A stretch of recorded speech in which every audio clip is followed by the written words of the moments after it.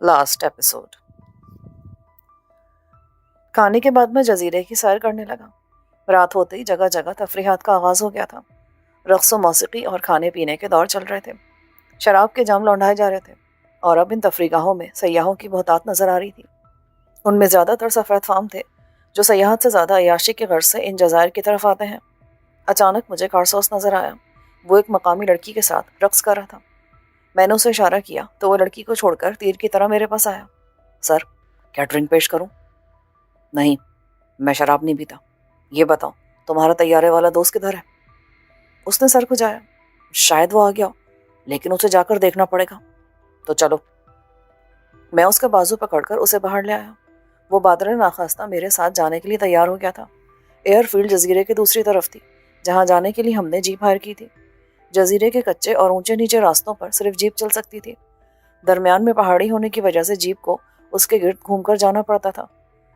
رات کی تاریکی میں وہاں ایک چھوٹا سا رن وے اسٹرپ کے ساتھ کئی طیارے کھڑے تھے۔ کارسوس نے مایوسی سے کہا، اس میں میرے دوست کا طیارہ نہیں ہے۔ اس کا مطلب کہ وہ نہیں آیا۔ اسے چھوڑو، کسی اور طیارے والے سے بات کرو۔ کارسوس مجھے ایئر اسٹرپ کے ساتھ ایک بار تک لے گیا۔ اس نے اندر جا کر چاروں طرف دیکھا اور ایک پستہ قد کے شخص کی طرف بڑھا۔ اس نے نیلی پھولدار قمیض اور بربی کی پتلون پہن رکھی تھی۔ مائیکل حرامزادے، تم کب آئے؟ تمہارے لیے گاہک لے کر آیا ہوں۔ تم نے طیاروں کی دلالی کب سے شروع کر دی؟ اس آدمی نے جوابی بے تکلفی دکھائی اور میری طرف دیکھا۔ مجھے جکارتا جانا ہے، جلد از جلد۔ میں نے کہا۔ مائیکل نے کچھ دیر سوچا۔ میں جاؤں گا، لیکن براہ راست نہیں لے جا سکتا۔ میرا طیارہ چھوٹا ہے، ایندھن لینے کے لیے راستے میں اترنا پڑے گا۔ کوئی مسئلہ نہیں، ہم کب روانہ ہو سکتے ہیں؟ صبح سورج نکلتے۔ اگر تم $500 دینے کے لیے تیار ہو تو میں صبح 7 بجے رن وے پر تمہارا انتظار کروں گا۔ لگتا ہے میں نے شریف آدمی کو تمہارے پاس لا کے غلطی کی ہے۔ کارسوس کھڑا ہو گیا۔ کیا اس نے ملک سے باہر جانا ہے؟ مرضی ہے تمہاری، اگر کوئی اور اتنے میں لے جا رہا ہے تو شوق سے جاؤ۔ مائیکل نے لاپرواہی سے کہا، آئے جناب، یہاں اور بھی پائلٹ ہیں۔ کارسوس بولا۔ ابھی ہم دروازے تک پہنچے ہی تھے کہ گھبراتے ہوئے مائیکل نے فوراً کہا، اچھا چلو $400 دے دینا۔ 300 سے زیادہ پیسہ نہیں ہوگا۔ کارسوس نے اسے چیلنج دیا۔ اس پر ان دونوں میں کچھ ناگفتنی کا تبادلہ ہوا اور بالآخر $350 میں طے پا گیا۔ میں سب سمجھ رہا تھا کہ دونوں ڈرامے بازی کر رہے ہیں۔ کارسوس اس سے بھی کمیشن وصول کرتا اور سودا طے کرانے کا انعام الگ تھا، مگر میں احمق بنا رہا کیونکہ میرا مقصد پورا ہو رہا تھا۔ وہ مجھ سے دگنے دام بھی مانگتا تو بھی میں دیتا۔ میں نے پیشگی کا نہیں پوچھا۔ مائیکل نے کہا، مجھے $100 ایڈوانس چاہیے۔ دے دیجیے جناب، مائیکل دھوکہ کرنے والا آدمی نہیں ہے۔ کارسوس نے کہا، میں نے اسے $100 دے دیے۔ میں بھی دھوکہ کھانے والا آدمی نہیں ہوں۔ کارسوس کے ساتھ میں واپس بندرگاہ آیا اور تھکن کا بہانہ کر کے گھر کی طرف آ گیا۔ مجھے خدشہ تھا کہ اب تک جان گرے اور دوسرے لوگوں کی گمشدگی محسوس نہ کر لی گئی ہو اور میں کسی ایسے آدمی کی نظروں میں نہ آ جاؤں جو مجھے جان گرے اور اس کے ملازموں کے ساتھ دیکھ چکا ہو۔ میرے لیے بہتر یہ تھا کہ گھر جا کر آرام کروں۔ میں نے کارسوس کی ماں سے کہہ دیا تھا کہ مجھے صبح 6 بجے بیدار کر دیں۔ مجھے اطمینان تھا کہ مائیکل میرے بغیر نہیں جائے گا، ورنہ اسے باقی معاوضہ کون دیتا؟ کارسوس کی ماں نے مجھے صبح 6 بجے اٹھا کر اطلاع دی کہ ناشتہ تیار ہے اور مجھے لے جانے والی جیپ بھی تیار ہے۔ ضروریات اور ناشتے سے فارغ ہو کر میں نے کارسوس کے بارے میں پوچھا تو وہ بولی، وہ مائیکل کے ساتھ ہے، جو معاوضہ ہے تم مجھے دے دو۔ معاوضہ تو میں کارسوس کو ہی دوں گا۔ میں نے کہا، جیپ کا ڈرائیور مجھے ایئر اسٹرپ تک لایا تھا۔ یہاں مائیکل اور کارسوس میرا انتظار کر رہے تھے۔ کارسوس کو اس کا معاوضہ ادا کر کے میں مائیکل کی طرف آیا۔ تیار ہو؟ جی سر۔ اس نے مؤدبانہ انداز میں کہا، کیا چلے؟ مائیکل کے پاس پرانا 4 سیٹر طیارہ تھا۔ میں نے اپنا بیگ اندر رکھا۔ مائیکل نے اپنے آلات کی چیکنگ کی اور پائلٹ سیٹ پر جا بیٹھا۔ جناب، اپنی بیلٹ باندھ لیں۔ میں نے بیلٹ باندھی ہی تھی کہ ایک لڑکی دروازہ کھول کر اندر چلی آئی۔ میں چونکا۔ کون ہو تم؟ اندر کیوں آئی ہو؟ صاحب، یہ بھی ہمارے ساتھ جائے گی۔ جب تم نے سارا کرایہ مجھ سے لے لیا تو تم نے دوسرے مسافر کو کیوں لیا؟ سر، یہ بھی ضرورت مند ہے، آپ بات کر لیں اس سے۔ مجھے کسی سے بات کرنے کی کوئی ضرورت نہیں ہے۔ کیا تمہیں میرے ساتھ سفر کرنے پر کوئی اعتراض ہے کیا؟ لڑکی دلکش انداز میں مسکرائی۔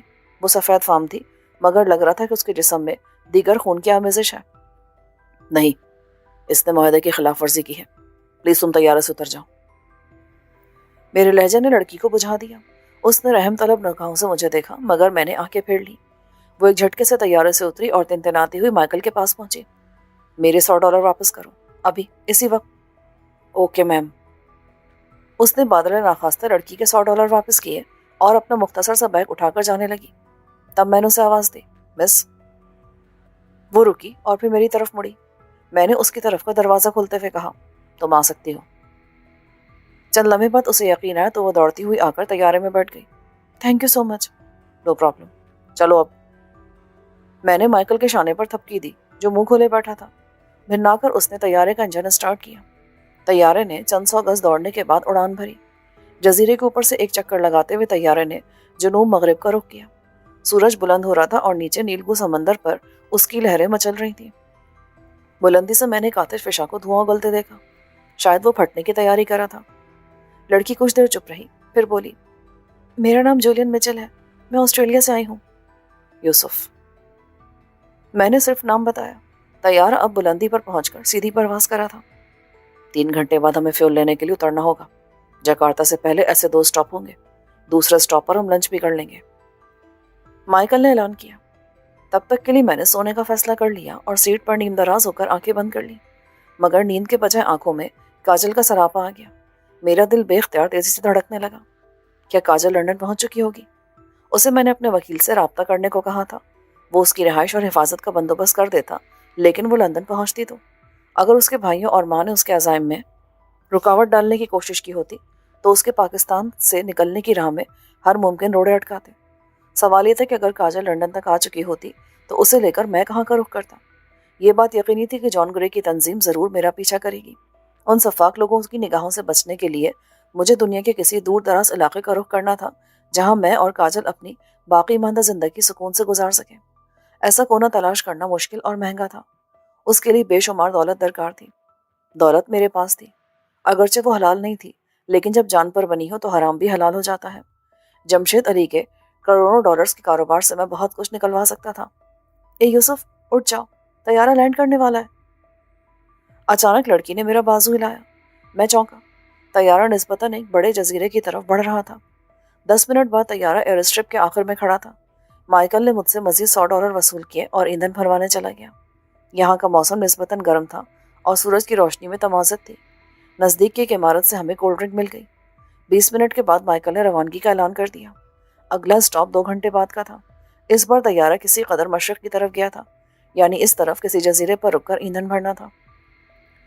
जूलिया ने मुझसे बेतकल्लुफ़ होने की कोशिश की, लेकिन मैं ज़्यादातर चुप रहा तो वो भी चुप हो गई। उसका ख्याल था कि मैंने उस पर जो मेहरबानी की है इसका सिला किसी सूरत लेने की कोशिश ज़रूर करूँगा। 2 घंटे बाद तैयारा एक वसी अरी सरजमीन पर उतरा। अगर ये जजीरा था तो खासा बड़ा था। यहाँ का एयरपोर्ट भी खासा वसी था। उस पर जेट तैयारों की आमदोरफ्त जारी थी। वहाँ से ईंधन लेने के दौरान हमने एक रेस्टोरेंट में लंच किया। मैंने सब्जी वाला बर्गर लिया था। यहाँ हमारा स्टॉप कोई 1.25 घंटा रहा। 2 बजे हम जकार्ता के लिए परवास कर गए थे। माइकल ने बताया कि ये अब तक की सबसे तवील परवाज होगी। हम 5:30 बजे तक जकार्ता पहुँच जाएंगे, बशर्ते कि मौसम ख़राब ना हो। अगर मौसम ख़राब हुआ तो? जूलियन ने पूछा। तब भी ताखिर से हम जकार्ता पहुँच जाएंगे। ईंधन कितनी देर की परवास के लिए काफ़ी है? 4 घंटे की परवास के लिए। यानी अगर तैयारा किसी वजह से आधा घंटा देर से जकार्ता पहुँचे तो इम्कान यही है कि तुम्हें ओवरलैंड करना पड़ेगा। मुमकिन है शहर से बाहर, लेकिन जजीरे की हदूद में दाखिल हो जाएंगे। उस आधे घंटे के बाद अचानक तैयारे के सामने तूफ़ानी हवाएं चलना शुरू हो गईं, जो तैयारे को बार बार पीछे की तरफ धकेल रही थीं। माइकल ने तूफ़ान के ऊपर से गुजरने के लिए तैयारा बुलंद किया, लेकिन बुलंदी पर भी तूफ़ान था। देखते ही देखते बिजलियां कड़कने लगी और तूफ़ानी हवाओं के साथ मूसलाधार बारिश शुरू हो गई। तैयारा उन हवाओं के आगे बुरी तरह डोल रहा था और माइकल उसे काबू करने की कोशिश कर रहा था। जूलियन इस सूरत हाल से खौफजदा थी। उसने मेरा बाजू थाम लिया। अब क्या होगा? कुछ नहीं, ये मामूली किस्म का तूफान है। माइकल कुछ देर में हमें निकाल लेगा। मैंने उसे तसल्ली दी, मगर हर गुजरते लम्हे तूफान शिद्दत इख्तियार कर रहा था और तैयारा हवाओं के सामने ऊपर नीचे हो रहा था। हवा के दबाव की वजह से तैयारे से मुख्तलिफ किस्म की आवाज़ें निकल रही थी, जो जूलियन को मजीद खौफजदा कर रही थी। तैयारा टूट रहा है ना? तुम नीचे क्यों नहीं जाते? मुमकिन है नीचे मौसम साफ हो। मैंने माइकल को मशवरा दिया। किसी कदर तजब्जुब के बाद उसने तैयारे का रुख नीचे की तरफ कर दिया। स्याह बादलों की तहे चीरता तैयारा ज़मीन के नज़दीक जाने लगा। बादलों में बिजलियां कड़क रही थीं और मुझे ऐसा लग रहा था कि कुदरत को भी کاجل سے میرا ملنا منظور نہیں ہے۔ جب میں ہر رکاوٹ پار کر کے اس سے ملنے کے لیے آزاد تھا تو غیر متوقع طور پر یہ طوفان آن کھڑا ہوا تھا۔ طیارہ بالکل تاریکی میں تھا، چاروں طرف دبیز بادل تھے۔ میں نے آگے جھک کر بلندی بتانے والے آلے کی طرف دیکھا۔ طیارہ 7,000 فٹ کی بلندی پر آ گیا اور مزید نیچے جا رہا تھا۔ اس خطے میں اونچے پہاڑ نہیں تھے، سمندر تھا یا سمندر سے چند سو فٹ اوپر تک کے جزائر تھے۔ شاید ہی کوئی جگہ تھی جو 1,000 فٹ تک بلند ہو، اس لیے مائیکل بھی بے دھڑک طیارہ نیچے لے جا رہا تھا۔ 6,000 feet, 5,000 feet, 4,000 feet, 3,500 feet. 3,000 feet کی بلندی تھی، مگر ابھی تک بادل نہیں چھٹے تھے اور نہ ہی زمین نظر آئی تھی۔ اس طرح تم زمین پر گر جائیں گے، جولین چلائی۔ تم فکر نہ کرو، مائیکل نے طیارے کے کنٹرول سے زور آزمائی کرتے ہوئے کہا۔ اب بلندی صرف 2,000 فٹ رہ گئی تھی۔ اچانک طیارہ بادلوں سے نکل آیا اور نیچے زمین بلکہ سمندر نظر آنے لگا۔ بادل سرمئی مگر موسم کے اوپر کے طوفان کے مقابلے میں بہتر ہی تھا۔ مائیکل طیارے کو سطح سمندر سے 500 فٹ کی بلندی پر لے آیا۔ ہم نے سکون کا سانس لیا۔ آدھے گھنٹے بعد آسمان نیلا ہو گیا اور مائیکل نے طیارہ ایک بار پھر بلند کر لیا۔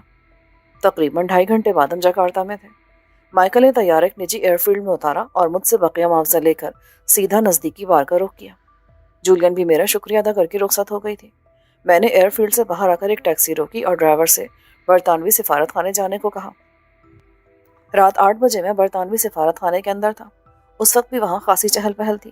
میرے رنگ و روپ کی وجہ سے کسی نے مجھے نہیں روکا۔ محافظوں نے آسانی سے اندر جانے دیا۔ میں نے استقبالیہ سے کارنر ڈیشلیکر کے بارے میں پوچھا۔ لڑکی نے کہا، وہ اس وقت ڈنر کے لیے گئے ہیں، ان سے ملاقات کے لیے انتظار کرنا پڑے گا سر۔ میں انتظار کر لوں گا، مگر میرا ان سے ملنا ضروری ہے۔ کانریڈ 1 گھنٹے کے بعد آیا۔ استقبالیہ والی لڑکی نے روک کر اسے میرے بارے میں بتایا تو وہ سیدھا میرے پاس آیا۔ مسٹر یوسف علی، تمہیں مجھ سے کیا کام ہے؟ اس نے مجھ سے ہاتھ ملایا۔ کانریڈ، میں تمہاری کزن الیکٹرک کی طرف سے آیا ہوں، مجھے اپنا پاسپورٹ چاہیے۔ اوہ، تو وہ تم ہو؟ ذکر کیا تو اس نے مجھ سے تمہارا، وہ کل ہی گیا یہاں سے؟ اس نے دوبارہ گرم جوشی سے ہاتھ ملایا۔ آؤ میرے ساتھ۔ وہ مجھے سفارت خانے کی عمارت کی دوسری منزل پر لے گیا جہاں اس کا آفس تھا۔ اس نے مجھ سے کھانے کا پوچھا۔ میں نے اس بات میں جواب دیا تو اس نے ایگ سینڈوچ اور کافی کا کہا۔ ہاں بتاؤ، میں تمہاری کیا مدد کر سکتا ہوں؟ میں اپنا پاسپورٹ کھو چکا ہوں اور مجھے لندن جانا ہے۔ اس نے مجھ سے ضمنی سوالات کیے اور اس کے بعد اپنے لیپ ٹاپ کمپیوٹر پر کچھ کام کیا۔ میں نے دفتر والوں کو درخواست بھیج دی ہے، وہ تمہارے پاسپورٹ کے قواعد بھیج دیں گے۔ کل تک تمہارا پاسپورٹ تمہیں مل جائے گا۔ شکریہ، لیکن میں کل تک کہاں رہوں گا؟ کسی بھی ہوٹل میں کاغذات کے بغیر کمرہ نہیں ملے گا۔ یہ کوئی مسئلہ نہیں ہے، اگر تم پسند کرو تو میں تمہارے لیے سفارت خانے میں انتظام کر دیتا ہوں۔ یہ تو اور بھی اچھا ہوگا۔ ایک لڑکا جو انڈونیشینی تھا ٹرے میں سینڈوچز اور کافی لے کر آیا تھا۔ میں نے وہ کھایا۔ اس دوران میں کانریڈ اپنا کام کرتا رہا۔ اس نے مجھ سے کوئی غیر ضروری سوال نہیں کیا۔ اس کا مطلب تھا کہ الیکٹرک نے اس بارے میں کوئی خاص ہدایت کی تھی۔ کافی کے بعد اس نے مجھے اپنے ساتھ لیا اور سفارت خانے کے احاطے میں بنی عمارت تک لایا۔ یہ مہمان خانہ تھا۔ اس نے مجھے کمرہ دلایا اور شب بخیر کہہ کر چلا گیا۔ اگلے روز ناشتے کے بعد مجھے پاسپورٹ ملنے کی خوشخبری سنا دی گئی۔ کانریڈ کے تعاون سے ہی مجھے برٹش ایئر ویز کی ایک فلائٹ میں سیٹ مل گئی۔ مئی کے مہینے میں لندن سرد تھا، بارش ہو کر رکی تھی۔ میں طیارے سے اترا تو سرد ہوا نے لرزا دیا۔ میرے جسم پر نارمل کپڑے تھے۔ مجھ سے برٹش پاسپورٹ کے بارے میں پوچھ گچھ کی گئی کہ میں نے اسے کیوں کر کھویا، لہٰذا مجھے ایک جھوٹی کہانی سنانی پڑی تھی۔ میں نے بتایا کہ میرے پاس پاکستانی پاسپورٹ بھی ہے۔ امیگریشن افسران میرے بیان سے مطمئن نہیں تھے۔ کافی جرح کے بعد وارننگ کے ساتھ مجھے جانے کی اجازت ملی کہ اگر میرے پاسپورٹ سے متعلق کوئی بے قاعدہ اطلاع آئی تو میں مشکل میں پڑ جاؤں گا۔ شاید انہیں شبہ تھا کہ میں نے پاسپورٹ کھویا نہیں تھا بلکہ اسے فروخت کر دیا تھا، کیونکہ اکثر برطانوی بلکہ تمام ترقی یافتہ ممالک کے سیاح جب بیرون ملک قلت زر کا شکار ہوتے ہیں تو اپنا پاسپورٹ بھیج کر رقم حاصل کر لیتے ہیں۔ سفارت خانے یا کاؤنسلر سے انہیں دوسرا پاسپورٹ بھی مل جاتا ہے۔ ایک فون بوتھ سے میں نے شاہد کریم کا نمبر ملایا مگر وہ گھر پر نہیں تھا، شاید دفتر گیا ہوا تھا۔ پھر میں نے اپنے وکیل ایزیک شمون کا نمبر ملایا۔ وہ یہودی تھا لیکن کام کے معاملے میں مکمل پروفیشنل تھا۔ اس نے مجھے کبھی شکایت کا موقع نہیں دیا تھا۔ ایزیک سے میری بات ہو گئی۔ میری آواز سن کر اس نے پرجوش لہجے میں کہا، یوسف، کہاں تھے تم اتنے عرصے سے؟ یہاں تمہارے بارے میں عجیب عجیب اطلاعات آ رہی تھی۔ جمشید علی کے بیٹے اس دعوے کے ساتھ آئے تھے کہ تم اس دنیا میں نہیں رہے۔ بعض اوقات مجھے خود بھی یہی شبہ ہوتا ہے، لیکن فی الحال زندہ ہوں۔ شمون، یہ بتاؤ، کسی لڑکی نے میرے حوالے سے تم سے رابطہ کیا تھا؟ میں نے دھڑکتے دل کے ساتھ پوچھا۔ رابطے تو بہت سارے لوگوں نے کیے، لیکن وہ سب مرد ہی تھے، لڑکی کوئی نہیں تھی۔ لڑکی نہیں تھی؟ یہ کیسے ہو سکتا ہے؟ کیا کاجل؟ تم جمشید علی کی لڑکی کی بات کرو؟ آئزک نے میری بات کاٹی۔ میں نے سنا کہ وہ لندن آئی ہے، مجھ سے جنید علی خان نے سلسلے میں رابطہ کیا تھا، اس نے بھی یہی سوال کیا تھا۔ شکریہ تمہارا، یہ کہہ کر میں نے فون رکھ دیا۔ کاجل آئزک تک نہیں آئی تھی تو پھر کہاں گئی تھی؟ جنید علی کی انکوائری سے پتہ چلا تھا کہ وہ پاکستان سے نکل گئی تھی۔ کہیں ایسا تو نہیں ہو کہ وہ پاکستان چلی گئی ہو؟ جب میں اسے حسب وعدہ نہیں ملا تو وہ مایوس ہو گئی ہو؟ میں نے کئی مہینے پہلے اس سے بات کی تھی، اتنا عرصہ کسی کو مایوس کرنے کے لیے کافی ہوتا ہے۔ میں نے جمشید پیلس کا نمبر ڈائل کیا، فون زہرا بیگم نے اٹھایا۔ زہرا بیگم، میں یوسف بات کر رہا ہوں۔ یوسف؟ اب کس لیے فون کیا ہے؟ ہمارا سب کچھ تو تم چھین چکے ہو۔ میرا سب کچھ کاجل ہے اور وہ آپ کے پاس ہے۔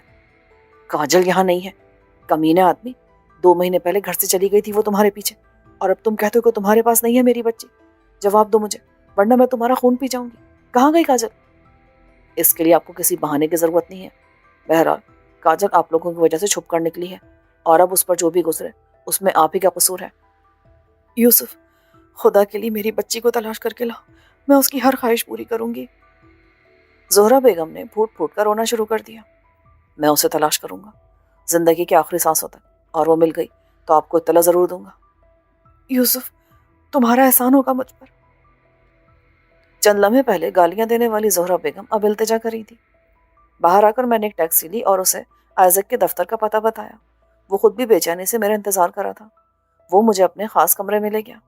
آئزک تقریباً 50 برس کا، کسی قدر بھاری جسامت کا شخص تھا۔ یوسف، کیا ہے سب؟ پرسٹار لوگ کئی بار مجھ سے تمہارے بارے میں پوچھ چکے ہیں، تمہارے حوالے سے مجھے دھمکیاں ملتی رہی ہیں۔ میں اس معاملے کو ختم کرنے آیا ہوں۔ یہ بتاؤ مجھے فوری طور پر کتنی رقم مل سکتی ہے؟ جتنی تم چاہو، تمہارے کرنٹ اکاؤنٹ میں اس وقت 2 ملین پاؤنڈ سے زیادہ کی رقم ہے۔ تم میرا فلیٹ بیچنے کا انتظام کرو۔ یہ بات یقینی ہے کہ کاجل نے تم سے رابطہ نہیں کیا، جبکہ میں نے اسے لندن آنے کی صورت میں تم سے رابطہ کرنے کو کہا تھا۔ میں یقین سے کہہ سکتا ہوں کہ کاجل نے مجھ سے یا مجھ سے متعلق کسی فرد سے رابطہ نہیں کیا ہے۔ میں شام 4 بجے تک آئزک کے دفتر میں رہا اور بعض ضروری امور نمٹاتا رہا۔ میں نے آئزک سے کہا کہ وہ میری لندن آمد راز میں رکھے اور فی الحال میرے بارے میں لا علمی کا اظہار کرے۔ تم فکر مت کرو، اور اگر تمہیں کسی سے خطرہ ہے تو میں تمہارے لیے گارڈز کا بندوبست کر دیتا ہوں۔ نہیں، ضرورت نہیں ہے اس کی۔ آئزک کے دفتر سے نکل کر میں نے کیفے سے چائے اور اسنیکس لیے اور پھر ایک شاپنگ سینٹر سے کپڑے اور دوسرا ضروری سامان لیا۔ ٹرائی روم میں اپنا لباس بدل کر شاہد کریم کے گھر کا رخ کیا۔ وہ مغربی لندن میں ایک عمارت کے دوسرے فلور پر رہتا تھا۔ شاہد کریم زمانہ طالب علمی سے میرا دوست بن گیا تھا۔ اس نے لاء کیا تھا مگر پھر بزنس کی طرف چلا گیا۔ یورپ میں میرے بعض معاملات کی دیکھ بھال کرتا تھا۔ عام طور پر وہ 6 بجے تک دفتر سے آ جاتا تھا اور اس وقت 6 بج رہے تھے۔ حسب معمول بادلوں کی وجہ سے لندن کا موسم سرمئی ہو رہا تھا۔ اپارٹمنٹ کی کال بیل کے جواب میں ایک جوان عمر کی دلکش خاتون نے دروازہ کھولا اور مجھے سوالیہ نظروں سے دیکھا۔ مجھے شاہد کریم سے ملنا ہے۔ جی، وہ تو ابھی آفس سے نہیں آئے۔ میں مسز ان کی۔ ارے، تو اس بدماش نے شادی کر لی؟ میں یوسف علی خان ہوں۔ آپ یوسف بھائی ہیں؟ مائی گاڈ، میں نے شاہد کے پاس آپ کی تصویریں دیکھی، پھر بھی آپ کو پہچان نہیں سکی۔ آئیے نا اندر۔ میں خوشی خوشی اندر آ گیا۔ وہ مجھے لیونگ روم میں لے کر آئی۔ آپ نے اپنے بارے میں نہیں بتایا، شاہد سے شادی کب ہوئی؟ اس کے چہرے پر حجاب سا لہرا گیا۔ ابھی 1 سال پہلے میں پاکستان سے آئی ہوں، شاہد کی کزن بھی ہوں، شاہینہ نام ہے میرا۔ اس کا بھاری ہوتا جسم بتا رہا تھا کہ وہ ماں بننے کے عمل میں ہے۔ آپ کو دیکھ کر لگتا ہے کہ وہ شاید جلدی آ جائے گا۔ یہ تو مجھے نہیں معلوم، کال کر کے معلوم کرتی ہوں۔ آپ کیا لیں گے، چائے یا کافی؟ کچھ نہیں، میں بھی کیفے سے آ رہا ہوں۔ اوکے، میں کھانا بنا رہی ہوں، بریانی، قورمہ، شامی کباب۔ اس کے علاوہ اگر آپ کو کوئی پسند ہو تو۔ یہ سب مل جائے تو پھر اور کیا چاہیے؟ بس تو پھر آپ ایزی ہو جائیں۔ ٹی وی دیکھنا ہو تو یہ رہا ریموٹ، رسالے بھی رکھے ہیں۔ ویسے آپ کے لیے ایک سرپرائز بھی ہے۔ کیسا سرپرائز؟ میرا دل دھڑک اٹھا۔ اگر پہلے سے بتا دیا جائے تو سرپرائز کیسا؟ وہ چلی گئی اور میں صوفے پر بیٹھ گیا۔ میرا ٹی وی یا رسالہ دیکھنے کو بالکل دل نہیں چاہ رہا تھا۔ میری سوچوں کا محور کاجل تھی۔ لندن آنے کے بعد اس نے آئزک یا شاہد کریم سے رابطہ نہیں کیا تھا، لیکن وہ اسی شہر میں تھی۔ اس کے بھی کئی جاننے والے ہو سکتے تھے۔ اس کے علاوہ وہ اس قابل بھی تھی کہ وہ آزادانہ رہ سکتی۔ اس کے پاس وسائل بھی تھے۔ کچن کی طرف سے قورمہ بھونے جانے کی اشتہا انگیز خوشبو آنے لگی۔ تقریباً آدھے گھنٹے بعد کال بیل بجی۔ شاہینہ ہاتھ صاف کرتی باہر کی طرف گئی۔ میرا خیال تھا کہ شاہد آ گیا تھا۔ میں اپنی جگہ سے اٹھا تو شاہینہ کسی کے ساتھ اندر آئی۔ میری ساری جان کھنچ کر آنکھوں میں آ گئی تھی۔ کاجل، یوسف، وہ بولی اور یوں میری طرف آئی جیسے لوہا مقناطیس کی طرف کھنچتا ہے۔ مجھے نہیں پتا چلا کہ کب وہ میرے وجود میں آ کر ضم ہو گئی تھی۔ اس کی نرمی گرمی مجھ میں سما گئی تھی۔ میں بھی رو رہا تھا اور ہم لمس کی زبان میں بات کر رہے تھے۔ شاہینہ پہلے کمرے سے جا چکی تھی۔ میری جان، کہاں تھی تم؟ یہ سوال تو مجھے کرنا چاہیے تھا۔ میں تو خود بھی نہیں جانتا کہ میں کہاں تھا۔ میں پل پل جیتی اور مرتی رہی، تمہیں میرا ذرا بھی خیال نہیں آیا؟ ایسا مت کہو، تمہارا خیال ہے جو مجھے نہ جانے کتنی آزمائشوں سے نکال کر لایا ہے۔ میری جگہ کوئی اور ہوتا جسے کاجل کی محبت میں اثر نہ ہوتی نا، تو وہ کب کا مر چکا ہوتا۔ خدا نہ کرے۔ تمام تر مایوسی کے باوجود مجھے یقین تھا کہ تم آؤ گے، ورنہ شاید میں بھی اب تک زندہ نہ ہوتی۔ اچانک کاجل کو احساس ہو کہ وہ کس طرح شاہینہ کی موجودگی میں ہی مجھ سے لپٹ گئی تھی۔ اس نے الگ ہونے کی کوشش کی۔ میں نے بازو نہیں چھوڑے۔ پلیز چھوڑو مجھے۔ اب تو شاہینہ بھی نہیں ہے۔ نہیں ہے تو کیا ہوا، آ تو سکتی ہے نا۔ وہ زور لگا کر دور ہو گئی۔ کاجل، اب میں تم سے دور نہیں رہ سکتا، بس ہم جلدی شادی کر لیں گے۔ منہ دھو کر رکھو، اتنی ایمرجنسی بھی نہیں ہے۔ ایمرجنسی ہے، ہمیں فوری طور پر لندن سے نکل کر کہیں اور جانا ہے جہاں تمہارے گھر والے اور میرے دشمن ہمیں تلاش نہ کر سکیں۔ تمہارے دشمن؟ کون ہے وہ؟ بہت طاقتور لوگ ہیں، مجھے کہیں چین سے زندگی گزارنے نہیں دیں گے، اس لیے میں چاہتا ہوں کہ ہم دنیا کے کسی ایسے خطے میں چلے جائیں جہاں ان لوگوں کی رسائی نہ ہو۔ تم مجھے بے شک کسی ویرانے میں بھی رکھو تو میں ہنسی خوشی رہ لوں گی۔ اس وقت مجھے خیال آیا کہ جس طرح جان گرے نے جزیرہ خرید لیا تھا، اسی طرح میں بھی دور دراز کوئی جزیرہ یا زمین خرید کر وہاں آباد ہو سکتا تھا۔ اسی اثنا میں شاہینہ آواز دے کر اندر آئی تو ہم دونوں ہی جھپ گئے۔ وہ چائے لائی تھی۔ اس نے ہم دونوں کو دیکھا تو کاجل باہر بھاگ گئی۔ شاہینہ ہنسنے لگی۔ میں نے شاہد کو فون کر دیا، آپ کا سنتے ہی دفتر سے نکل گئے تھے، بس آتے ہی ہوں گے۔ 15 منٹ بعد شاہد کریم آ گیا اور آتے ہی مجھ سے چمٹ گیا۔ خبیث آدمی، کوئی اس طرح بھی غائب ہوتا ہے؟ ہم تو تجھ پر صبر کر چکے تھے۔ ارے اللہ نہ کرے، کیسی باتیں کرتے ہیں؟ شاہینہ نے میاں کو ٹوکا۔ چل بھائی، میں تو لگ گیا ٹھکانے سے، اب تیری باری ہے۔ پیارے، شادی کے اگلے روز سے بیوی چاش نہ سنبھال لینا تو میرا نام بدل دینا۔ شاہد بھائی، کاجل چلائی، بولنے دو انہیں، اپنی منمانی بھی کرتے اور باتیں بھی ہمیں ہی سناتے ہیں۔ شاہینہ جل کر بولی۔ ایک پرتکلف ڈنر کے بعد ہم لوگ نشست گاہ میں آن بیٹھے۔ کاجل اور شاہینہ برتن دھونے اور چائے بنانے کچن چلی گئی۔ میں نے شاہد کو مبارکباد دی۔ امکان ہے کہ تو والد بزرگوار بننے والا ہے۔ تجھے کیسے پتا چلا؟ شاہینہ نے بتایا۔ پاگل نہ بن، عورتیں ایسی باتیں کہاں بتاتی ہیں، وہ تو تاڑنے والے قیامت کی نظر رکھتے ہیں۔ اے بھائی، میری بیوی کو تو بخش دے۔ بخش دیا، اب غور سے میری بات سن۔ میں نے کہا اور شاہد کو تفصیل سے خود پر گزرنے والے حالات کے بارے میں بتایا۔ یار مجھے خطرہ ہے کہ وہ لوگ اب بھی میرا پیچھا کریں گے اور مجھے چین سے نہیں رہنے دیں گے۔ برطانیہ میں رہنا ممکن نظر نہیں آ رہا۔ یہ تو واقعی مشکل ہے۔ جنوبی افریقہ سے برطانیہ کا تحویل مجرمین کا معاہدہ ہے۔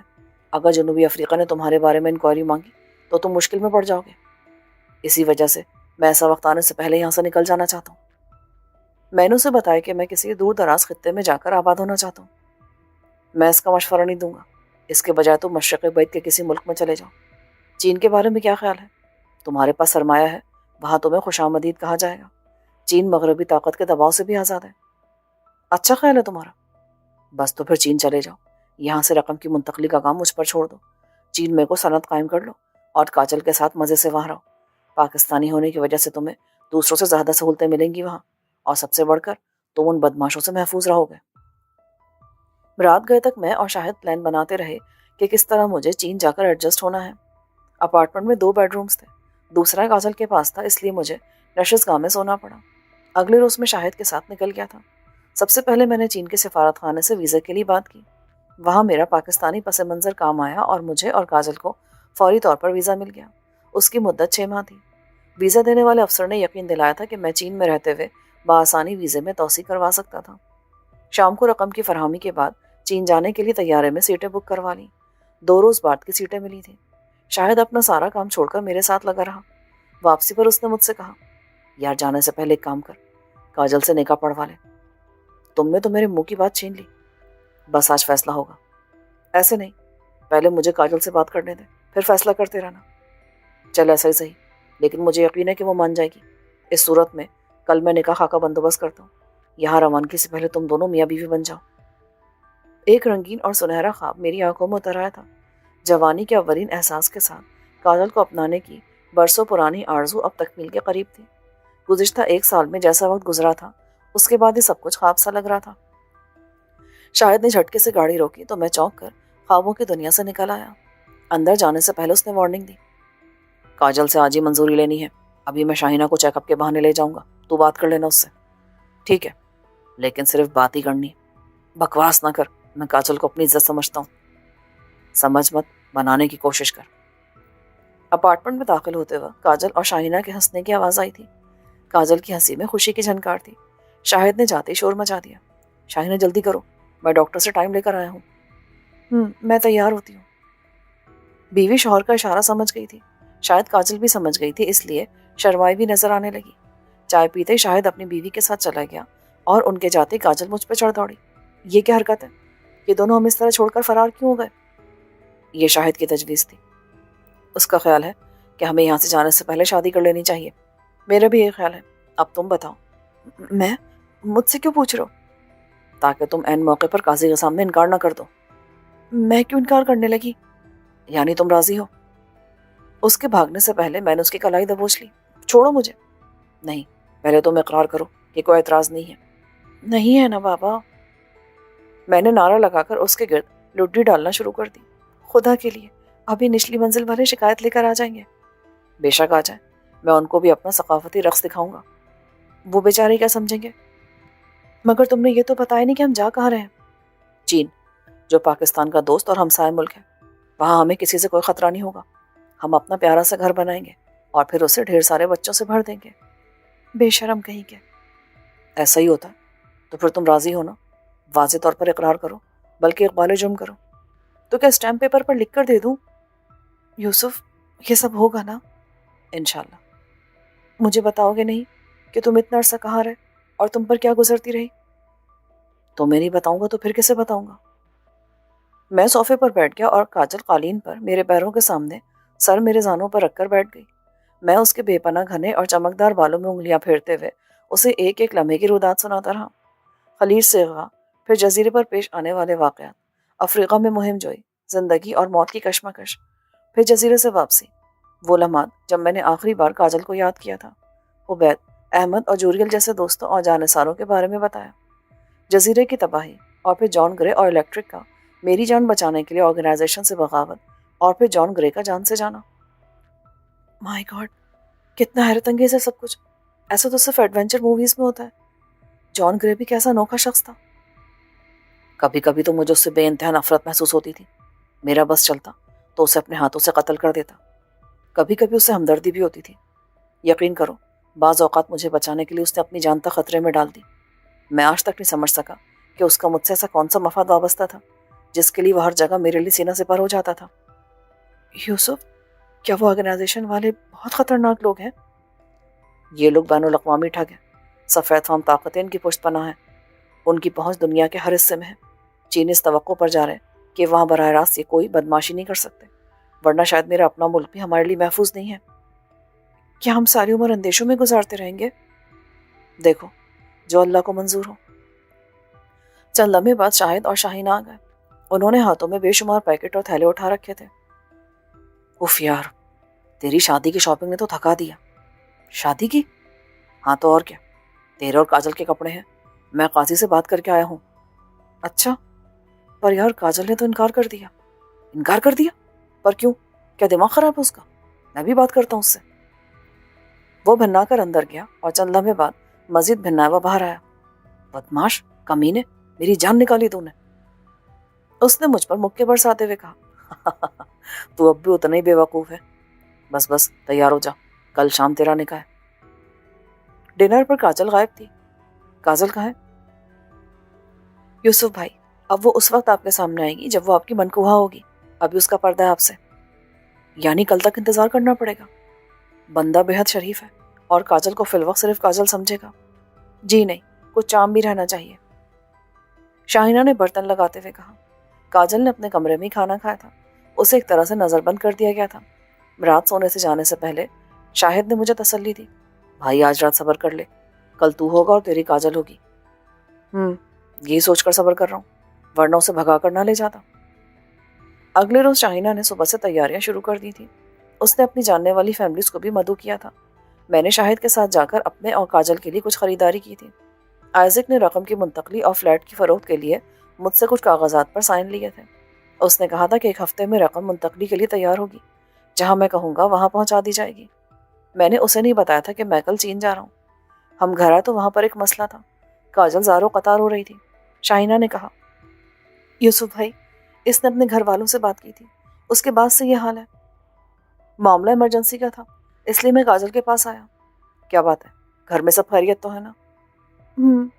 میں نے کال کی تھی، امی کو اپنی شادی کا بتایا تو وہ مجھے برا بھلا کہنے لگی۔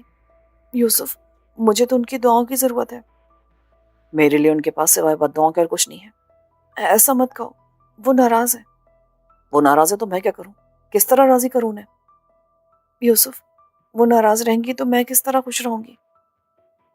میں نے اپنے اشتعال پر قابو پایا۔ کاجل، وہ مان جائیں گی، ابھی نہیں تو بعد میں۔ پلیز تم اس وقت اپنا موڈ خراب مت کرو۔ بمشکل تمام میں نے اسے چپ کرایا اور تیار ہونے پر آمادہ کیا۔ قاضی صاحب نے شام 5 بجے آنا تھا اور 7 بجے شادی کی خوشی میں ڈنر تھا۔ مقامی پاکستانیوں کے 3-4 خاندان مدعو تھے۔ کاجل کی طرف سے رونے کا پروگرام ختم ہوتے ہنگامے شروع ہو گئے۔ زرق برق کپڑے پہنے لڑکیوں عورتوں نے ڈھولک سنبھال لی اور روایتی گیت گانے شروع کر دیے۔ شاہینہ کاجل کو تیار کرا رہی تھی اور کھانا شاہد نے ایک پاکستانی باورچی سے تیار کرایا تھا جس کا لنڈن میں ایک ہوٹل تھا۔ میں نے نہا دھو کر شیف بنائی اور شاہد کا لیا ہوا سنہری شیروانی سوٹ اور سنہری دیدہ زیب کو زیبتن کر لیا۔ 5 بجے قاضی آ گیا۔ انہوں نے کاغذی کارروائی مکمل کی اور پھر اس کے بعد زبانی ایجاب و قبول کا مرحلہ آیا۔ شاہد کاجل کی طرف سے وکیل تھا اور شرکا میں سے 4 گواہوں کا بندوبست کیا تھا۔ قاضی کے پوچھنے پر کاجل کے اقرار کرتے ہوئے مجھے ایک بار پھر لگا جیسے یہ کوئی خواب ہو۔ اس لمحے کا میں نے کتنی بار تصور کیا تھا، اب سچ مچ یہ لمحہ میری زندگی میں آ گیا تھا۔ اقرار کے بعد مجھے نہیں یاد کہ کیا کیا ہوا، کب لوگوں نے مجھے مبارک دی، گلے ملے، کھانا کھایا گیا، میں نے کھایا، مجھے یاد نہیں۔ مجھے بس وہ لمحہ یاد ہے جب میں سجے ہوئے حجلہ عروسی میں کاجل کے سامنے تھا۔ میں نے اس کا گھونگھٹ الٹا، اس کی آنکھیں بند تھیں۔ میں نے اس کی تھوڑی بلند کرتے ہوئے پکارا، کاجل، تو وہ خود میں سمٹ گئی تھی۔ میری آنکھ کھلی تو کاجل میرے شانے پر سر رکھے سو رہی تھی۔ اس کی زلفیں میرے شانے پر پریشان تھیں۔ سوتے ہوئے بھی اس کے لبوں پر ایک فاتحانہ مسکراہٹ تھی۔ بالآخر اس نے مجھے پا لیا تھا۔ میں نے اس کا چہرہ سلایا تو وہ جاگ گئی۔ پرخمار پلکیں اٹھا کر مجھے دیکھا اور اپنی جانب دیکھتے پا کر شرما کر دوبارہ آنکھیں موند لی۔ کاجل، کیا سب کچھ سچ ہے؟ مجھے بھی خواب سا لگ رہا ہے۔ یہ خواب نہیں ہے، یہ خواب نہیں ہو سکتا۔ اس وقت کے انتظار نے تو مجھے زندہ رکھا تھا۔ یوسف، اب زندگی سے مجھے کچھ نہیں چاہیے آپ کے ساتھ کے سوا۔ اب اگر مجھے کانٹوں پر بھی رہنا پڑا نا تو میں خوشی سے رہوں گی۔ ہمیں اچھی توقع رکھنی چاہیے۔ کچھ دیر بعد دروازے پر دستک ہوئی۔ ناشتہ تیار ہو رہا ہے، شاہینہ نے آواز دی۔ میں نے گھڑی کی طرف دیکھا۔ صبح کے 11 بج رہے تھے۔ شام کے وقت ہماری فلائٹ تھی۔ ابھی کاجل کے پاسپورٹ پر ویزا لگنا تھا۔ شاہد نے کہا تھا کہ ہم سفارت خانے سے کوشش کریں گے۔ بصورت دیگر چین میں برطانوی باشندوں کو ایئرپورٹ پر بھی ویزا ملتا ہے اور یہ سہولت پاکستانی شہریوں کو بھی حاصل تھی۔ تم لوگ وہاں ایئرپورٹ سے بھی ویزا لگوا سکتے ہو، اور اگر انہوں نے ویزا دینے سے انکار کر دیا تو تب بھی آپشن ہے، تم لوگ ایشیا کے کسی دوسرے ملک جا سکتے ہو، وہاں سے چین کا ویزا لگوا کر چین جا سکتے ہو۔ نہا دھو کر باہر آیا تو ناشتہ تیار تھا۔ ناشتے کے بعد شاہد کاجل کو سفارت خانے لے گیا اور میں سامان کی پیکنگ کرنے لگا۔ میرا ذاتی سامان بھی خاصا ہو گیا تھا، جبکہ کاجل کا سامان بھی کافی تھا۔ شادی کے موقع پر ہمیں تحفے بھی ملے تھے۔ کاجل کو 2 جڑاؤ سیٹ ملے تھے اور مجھے زیادہ تر سوٹ۔ باقی تحائف میں نے شاہینہ کو دے دیے تھے۔ انہیں کہا لیے پھریں گے، ہماری نشانی سمجھ کر اپنے پاس رکھ لو۔ ایسی باتیں نہ کریں، آپ واپس آئیں گے نا تو انشاءاللہ ہمارے ساتھ رہیں گے۔ میں خود بھی مجبوری کے عالم میں جا رہا ہوں، ہم سے رابطہ رکھیے گا، ہم بھی رابطہ رکھیں گے۔ شاہینہ نے آنسو صاف کیے۔ پیکنگ کر کے میں لیٹ گیا اور پھر سو گیا۔ جب کاجل آئی تو اس کا کھلا چہرہ کامیابی کی نوید سنا رہا تھا۔ اس نے اپنا پاسپورٹ لہرایا، میرا ویزا لگ گیا، بس تو پھر تیار ہو جاؤ۔ فلائٹ شام 7 بجے تھی لیکن ہم 4:30 بجے تک بالکل تیار تھے۔ ہمیں فلائٹ سے 1 گھنٹہ پہلے ڈپارچر لاؤنج میں پہنچنا تھا۔ خلاف توقع کوئی مشکل پیش نہیں آئی تھی اور ہم بآسانی لندن سے جا رہے تھے۔ جب آئزک نے مجھے مشتبہ افراد کے بارے میں بتایا تھا تب سے مجھے دھڑکا لگا تھا کہ کوئی نئی مصیبت نازل نہ ہو جائے جو مجھے ایک بار پھر کاجل سے دور کر دے، لیکن کچھ نہیں ہوا اور ہم ایئرپورٹ جانے کے لیے بالکل تیار تھے۔ شاہینہ اور شاہد ہمیں چھوڑنے جا رہے تھے۔ سامان لے کر شاہد نیچے وین میں رکھنے لگا اور ہم نکلنے ہی والے تھے کہ فون کی گھنٹی بجی۔ شاہینہ نے کال ریسیو کی۔ ہیلو، اس نے کہا اور پھر خاموش ہو کر دوسری طرف سے ہونے والی بات سنتی رہی۔ پھر میری طرف دیکھا۔ یوسف بھائی، کوئی آپ سے بات کرنا چاہ رہا ہے۔ مجھ سے؟ کون ہے؟ میں فکر مند ہو گیا۔ پتہ نہیں۔ اس نے ریسیور میری طرف بڑھایا۔ ہلو، کون ہے؟ تمہارا خیر خواہ جس سے تم کبھی بھی چھپ نہیں سکتے، یوسف علی خان۔ کون ہو تم؟ یوسف، اتنی جلدی بھول گا مجھے؟ ابھی چند دن پہلے مجھے شارکوں والے خلیج میں چھوڑ کر بھاگ گئے تھے۔ بکواس کرتے ہو تم۔ میں نے جان گرے کی آواز پہچان لی تھی۔ بکواس ہی صحیح، اب تم جاؤ دوست، فلائٹ میں دیر ہو جائے گی۔ مختصر ہنسی کے ساتھ فون بند ہو گیا۔ یوسف کون تھا؟ کاجل میرے پاس چلی آئی۔ کوئی نہیں، رانگ نمبر تھا، آؤ چلیں، دیر ہو رہی ہے۔ میں نے اس کا بازو تھامتے ہوئے کہا اور فلیٹ سے نکل گیا، نئی منزلوں کی طرف۔ اس کے ساتھ ہی اس ناول کا اختتام ہوتا ہے۔